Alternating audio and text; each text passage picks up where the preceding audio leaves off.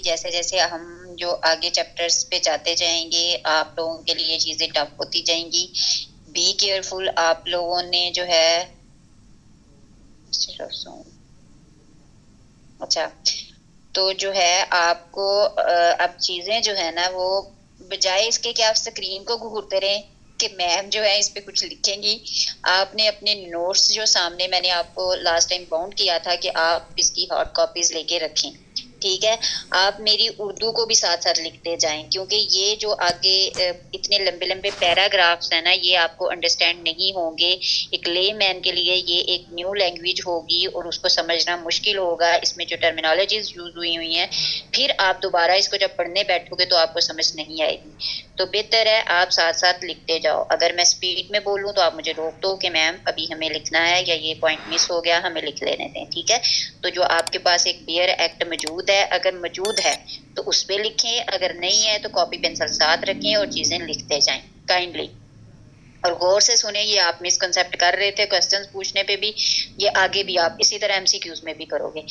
तो मिसकंसेप्शन नहीं होनी चाहिए, आपकी क्लैरिटी होनी चाहिए। और अगले सेक्शन से पहले मैं आप लोगों से क्विज लूंगी और आप लोगों को उसमें अच्छा परफॉर्म करना है। ये प्रैक्टिसेस हैं आपकी, इसी से आप लोगों को अच्छे मार्क्स मिलेंगे। ठीक है, चले जी, अब सेक्शन 9 की बारी आती है, 19 की सबऑर्डिनेशन। अब देखिए पहले हमने सुपरिटेंडेंट्स पढ़ी कि सुपरिटेंडेंट इसमें कौन है, सबसे सुपीरियर अथॉरिटी उसमें कौन है। अब हम सबऑर्डिनेशन पढ़ेंगे कि कौन सी अथॉरिटी किसके अंडर काम करेगी। ऑल्दो मैंने आप लोगों को जब पहले वाली अथॉरिटीज का बताया तो मैंने आपको डायरेक्ट प्लस रिवर्स भी बता दिया था कि रिवर्स ये कौन सी अथॉरिटी किसके अंडर काम करती है। वो जो चीज मैंने पीछे बताई वो चीज यहाँ पे रिपीट हो रही है। Officer shall in the absence of any express provisions of law in the contrary be subject as to the place, time and manner and performing his functions। यानी कि सबऑर्डिनेशन में हर ऑफिसर जो है वो अपनी हाई अथॉरिटी का subordinate है।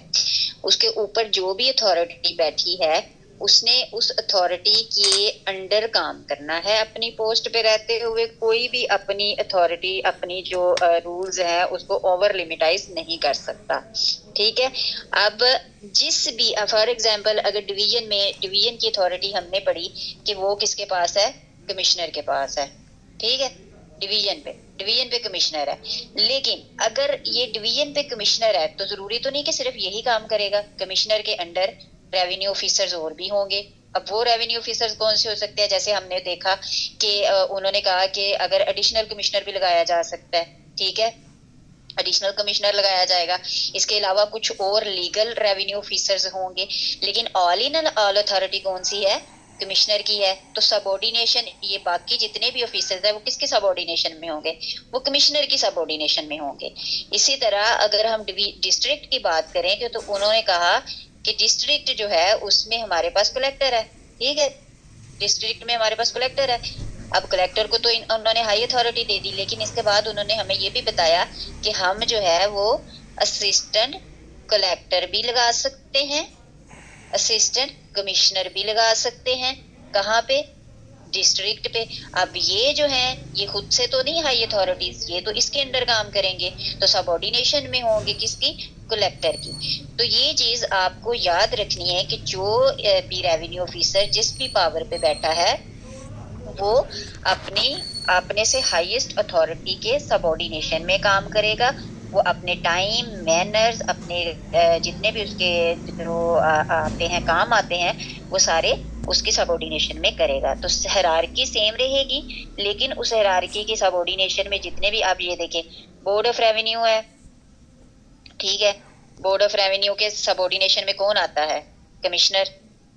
ठीक है, कलेक्टर, ये तीन दोनों, असिस्टेंट कलेक्टर भी, ठीक है, असिस्टेंट कमिश्नर भी, ये चारों जो है वो किसकी सबऑर्डिनेशन में, बोर्ड ऑफ रेवेन्यू। कमिश्नर की सबऑर्डिनेशन में कौन है, कलेक्टर और असिस्टेंट कलेक्टर।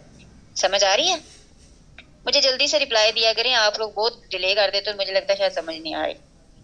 ठीक है, तो ये हर ऑफिसर जो है वो अपने जो उसकी अथॉरिटी पे उसका बॉस है उसकी सबऑर्डिनेशन में काम करेगा। सेक्शन 19 जो है वो सिर्फ यही बता रहा है। इस सारे प्रोसीजर को पढ़ने की बजाय आप ये याद रखें कि जो ऑफिसर जहाँ पे है वो अपनी हाई अथॉरिटी को सबऑर्डिनेट में है। आगे आ जाता है power to make rule as to procedure. अब हम सॉरी मैं चैप्टर का नाम बताना भूल गई आपको।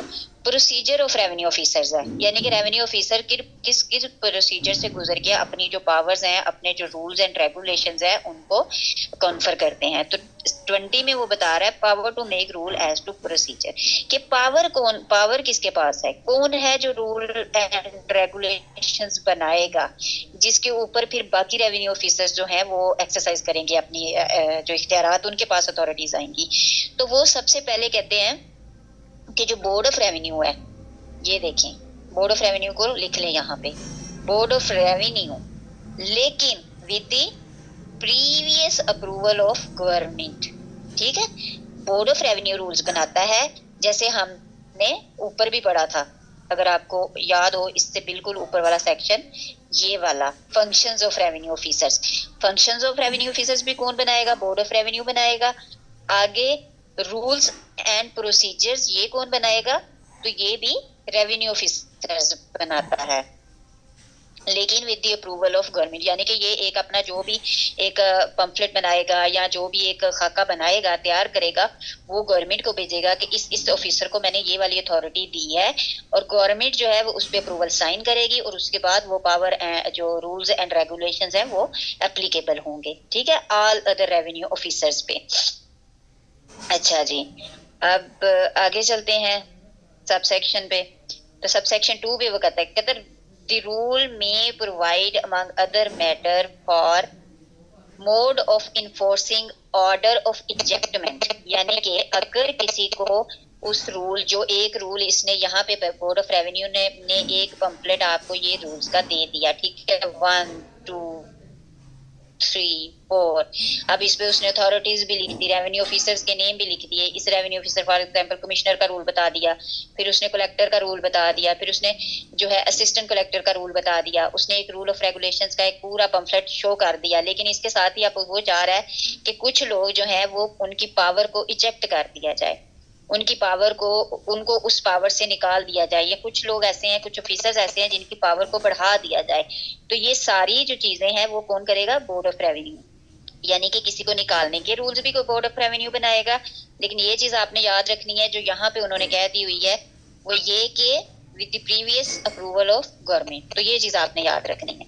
आगे वो कहता है the rule may provide among other matters for the mode of enforcing orders of ejectment under this act from and delivery of possession and immovable property, and rules providing for those matter may confer on any revenue officer all or any of the power in regard to contempt, resistance and the like, which is civil code may exercise in the execution of a decree whereby it has adjudged ejectment from or delivery of possession। अच्छा, अब इसमें ये बात की कि अगर कोई property है, ठीक है, कोई प्रॉपर्टी ट्रांसफर होनी है, किसी प्रॉपर्टी को खरीदा जाएगा, या किसी प्रॉपर्टी की डिलीवरी हो रही है, फॉर एग्जांपल एक जगह से दूसरी जगह। इमूवेबल प्रॉपर्टी वो होती है जो जिसके लैंड है, ठीक है, जिसको मूव नहीं किया जा सकता। इन सारी प्रॉपर्टी के रूल्स और रेवेन्यू ऑफिसर्स के रूल भी कौन बनाएगा, बोर्ड ऑफ रेवेन्यू बनाएगा। बोर्ड ऑफ रेवेन्यू के पास ये अथॉरिटी है कि वो अपने तमाम तर जितने भी ऑफिसर्स हैं उनके रूल्स एंड रेगुलेशन, चाहे वो लैंड के बारे में हो, चाहे वो सिविल कोड के राइट्स के बारे में हो, वो revenue officer board of revenue ही बनाएगा विद द प्रीवियस गवर्नमेंट के परमिशन से। थर्ड पे आ जाएं, इसमें सिर्फ इतनी सी बात है, आपको ये याद रखना है कि पावर किसके पास है, बोर्ड ऑफ रेवेन्यू के पास है। कौन सी, चाहे वो पूछे कि इमूवेबल प्रॉपर्टी की, पोजेशन की किसके पास रहेगी, किसके पास जाएगी, ट्रांसफर कहाँ होगी, सिविल कोर्ट को कौन से राइट्स दिए जाएंगे, वो कौन सी डिग्रीज जो है वो उसको डील कर सकती है, ये सारे राइट्स बोर्ड ऑफ रेवेन्यू के पास। तो ये मेन अथॉरिटी है आपके पास, बोर्ड ऑफ रेवेन्यू, इसको याद रखना है आपने। Subject to the rules made under this section a revenue officer, अब मैं इस सेक्शन को, थर्ड सेक्शन को पढ़ रही हूँ, ठीक है, may refer any case which he is empowered to dispose of under this act to an other revenue officer subordinate to him for investigation